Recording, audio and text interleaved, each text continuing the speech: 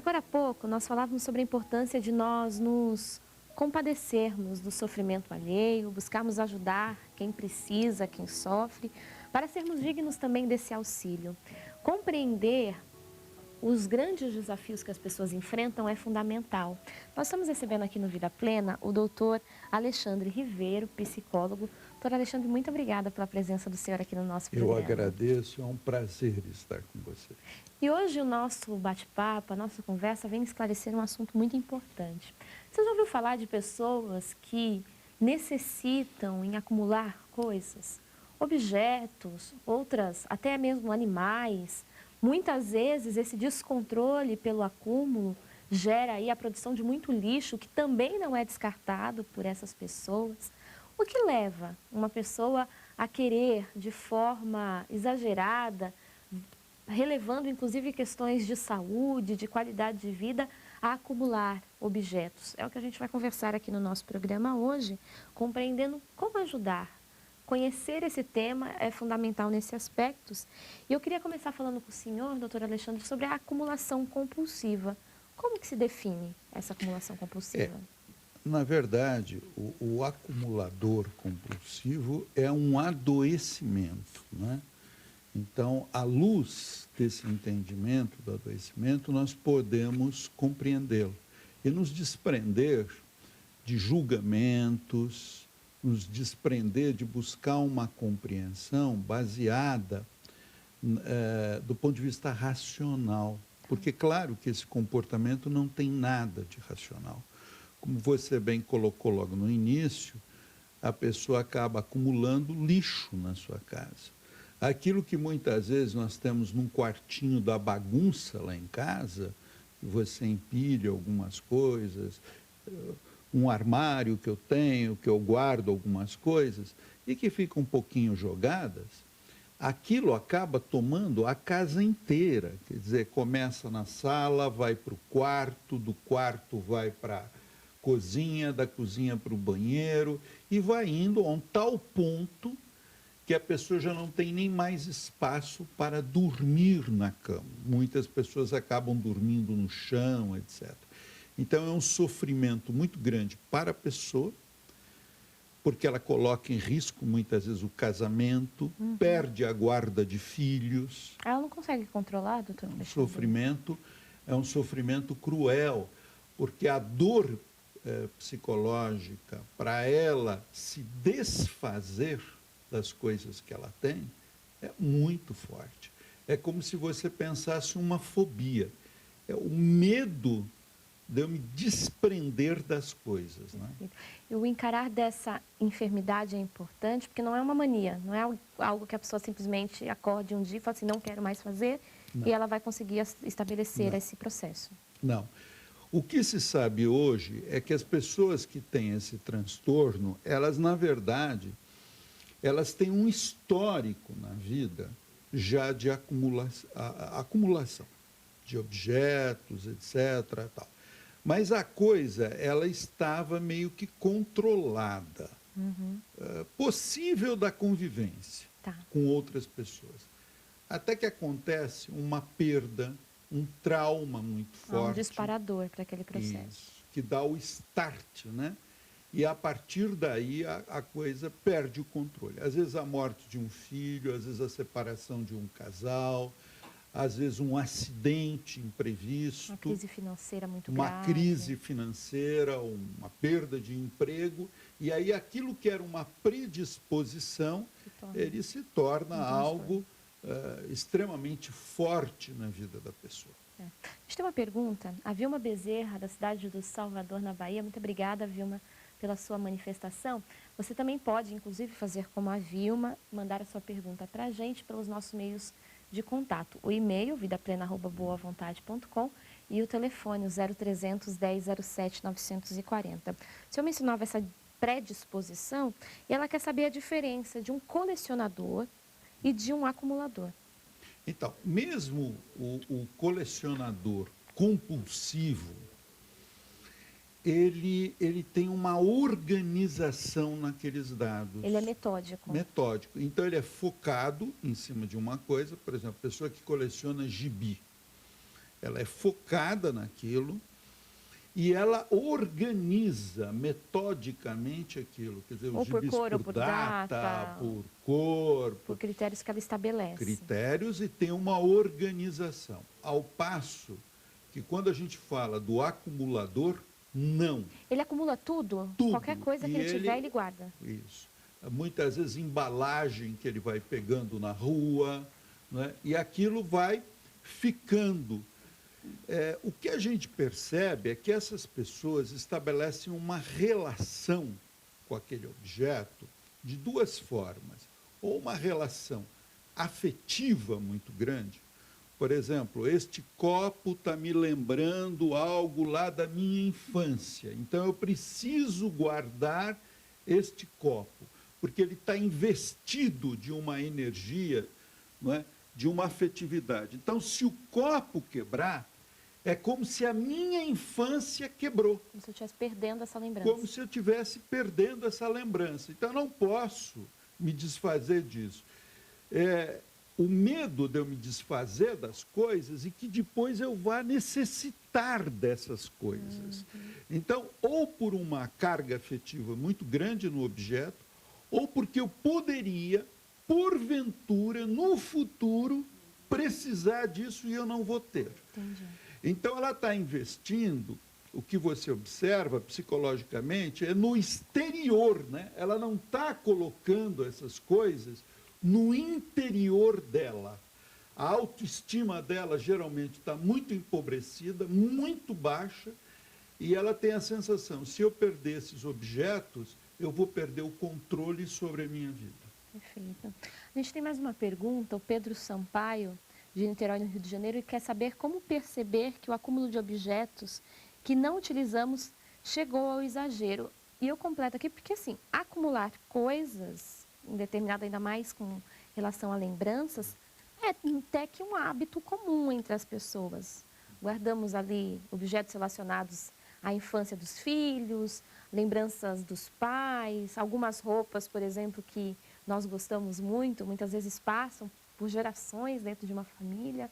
Como perceber que estamos saindo do controle? Eu acho que, primeira coisa, é você observar se essa pessoa próxima de você, que você está suspeitando, às vezes, que ela possa estar indo por um caminho do acumulador, o espaço vai cada vez aumentando mais, ele vai aumentando. E ele vai perdendo esse espaço, a funcionalidade para o que ele serve. Por exemplo, a cama é para a gente dormir, não é para guardar coisa.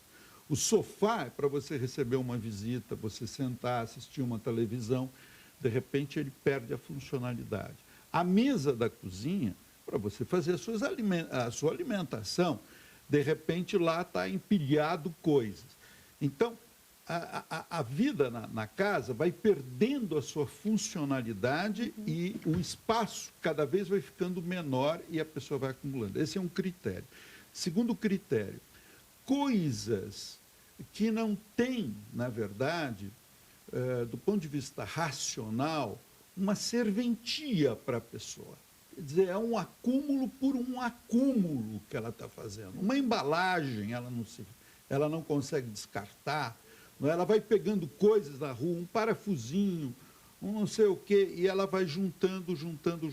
Isso é importante, doutor, até para que a gente não confunda o transtorno de acumulação com uma desorganização, por exemplo, de uma pessoa, que às vezes a pessoa é realmente desorganizada, bagunceira, digamos assim. Não significa que ela seja uma acumuladora, certo?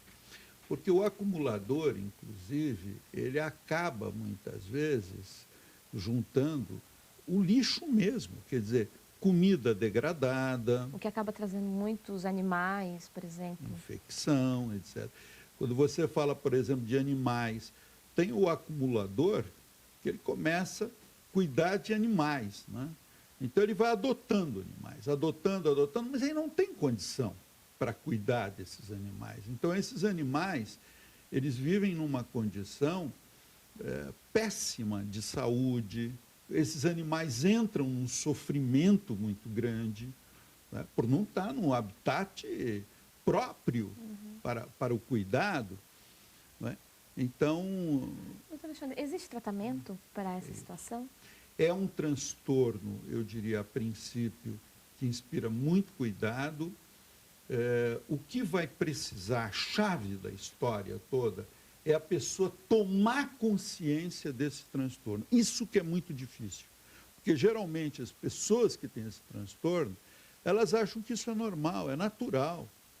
E elas sofrem muito para descartar as coisas. Então elas precisam tomar consciência. Por isso que nós conhecemos, às vezes, uma vizinha, uma pessoa próxima, um parente. A gente tem que acessar essas pessoas com muito cuidado, com muita compaixão, mas firmeza.